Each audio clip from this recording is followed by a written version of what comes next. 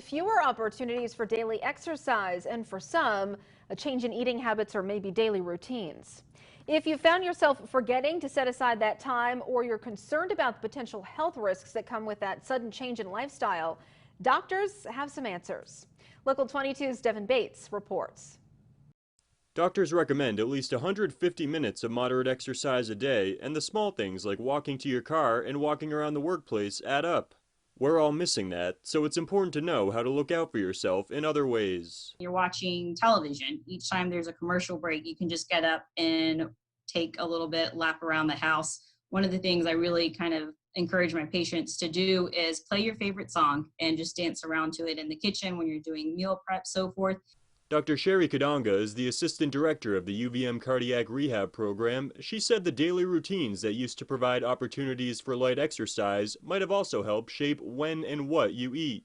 And what I'm seeing in my clinic and with patients is not so much that they're eating less, but rather that they're eating more because they find themselves working at home. There's more ample opportunities to snack and so forth. Especially for those with a history of heart problems, the stay-at-home order should be viewed as a time to begin healthy routines and not be discouraged by what's in your cupboard. A lot of people, they've used this as an opportunity to really get creative, cooking in the kitchen and, looking at some heart healthy recipes, which the American Heart Association has great tips as to what are easy ways that you can find in your basic pantry. The impact of living a suddenly sedentary lifestyle for nearly 2 months varies from person to person, but if there's any sort of extended change in that behavior, Dr. Mary Cushman said it could worsen existing health crises.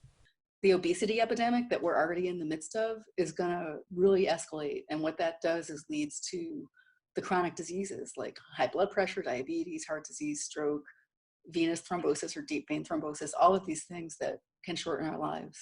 In the short term, Dr. Cushman said deep vein thrombosis and pulmonary embolism would be the most common medical concerns related to inactivity. Symptoms of deep vein thrombosis and pulmonary embolism are pain or swelling in the leg, one or the other usually, not both, chest pain, trouble breathing that comes on suddenly, or even not so suddenly. These are serious symptoms that require you to contact your healthcare provider.